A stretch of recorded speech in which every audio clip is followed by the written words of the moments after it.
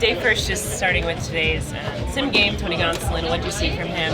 How did you just see him kind of come out of it? Encouraging. It was the first up-down he's had in quite some time.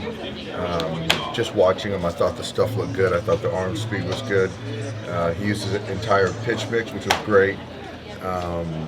So assuming he comes out of it, there'll be a bullpen here in a couple days, and then expect another live, hopefully 2-3 up-downs, and then we'll go from there. But I think today really encouraging for Tony. When you consider just everything that Julio Urias has done this season, the impact that he has had with this rotation, and even the Cy Young conversation and where that's at, where do you see him where do you see him in that conversation?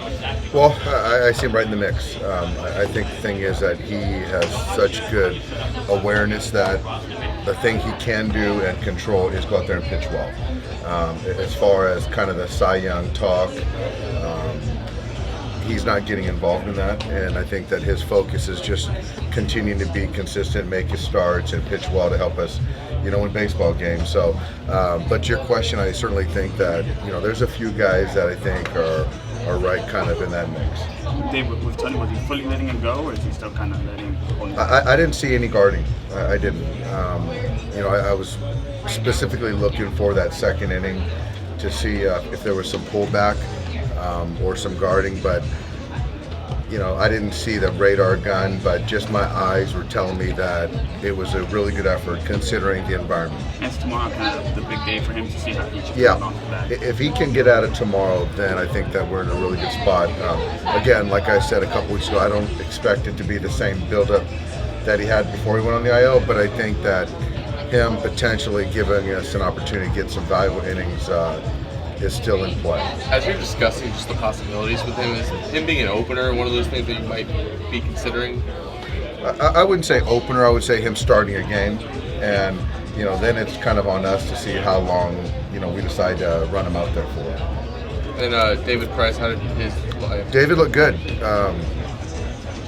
He was in full uni, which I loved, and I thought the ball was coming out.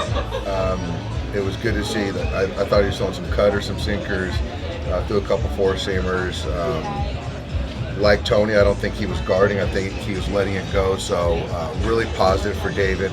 And like Tony, we'll see how they come out of it today and the next steps accordingly. I forgot to ask you this yesterday. What about Monte? How many appearances do you think he'll need down there? I think with Yancey, considering that first one, I think a Friday outing and then a Sunday outing is sort of where we're at right now. And then after Sunday, just depending on how he feels, then he'll come back with us. Is there anything with Yancey, would they need to have back-to-back appearances prior to the postseason if they're going to be on that roster? I think with Yancey, he's not going to get that on the rehab. We would have to kind of bake that in once he gets here with us. With David, it's certainly a box that we got to talk about. But I think we're going to start having this conversation. But we'll see how it comes out of today. Considering that Broussard just hasn't thrown that much in the second half, do you think you're going to be like guard railing for him as he comes back, like up, down, back, stuff like that? I think. I think the first thing with Broussard is the up-down, being mindful of doing that. I feel very confident that he can do a back-to-back. He's for the most part, he's always been efficient. So I do think that we were very cautious in kind of the timetable getting him back. But yeah, the up-down, I think, we'll kind of wait and see how that plays out. Just a night of rest for Mookie? Yeah, just a planned off day. He'll be in there for the 3 games against St. Louis, and then with the off day coming up after that. Yeah, Heaney, and then Kirsch, and then Anderson. Have you had much conversation with Treinen? Like, how does he kind of take the fact that he hasn't been able to get back? I think he's, I guess I've used this word a lot with injury, guys that are injured. He's frustrated. He's not bouncing back. So, to be quite honest, we're going to give him a couple days of no throwing.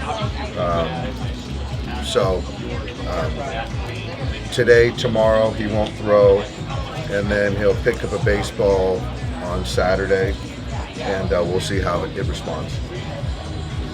Does that extra week, maybe not an extra week, but having that week off in between the end of the regular season and the postseason, for someone like Blake who is needing a little bit more time, does that week prove to be, I guess, somewhat beneficial to him and for this team, just considering that he could kind of make some steps then? It is. And I think specifically to Blake, a guy that's a veteran player who's pitched in the postseason, the extra days time is great. And if he feels good, I think the trust that we have in him to be on the roster is a pretty easy one. But that's, again, contingent on how he's feeling. Now it's back down to 5. Hi, Nomar. Great. Dave, maybe this is a little premature, but as you look out, can you envision using the pitching staff differently from series to series, just based on what guys are going to do?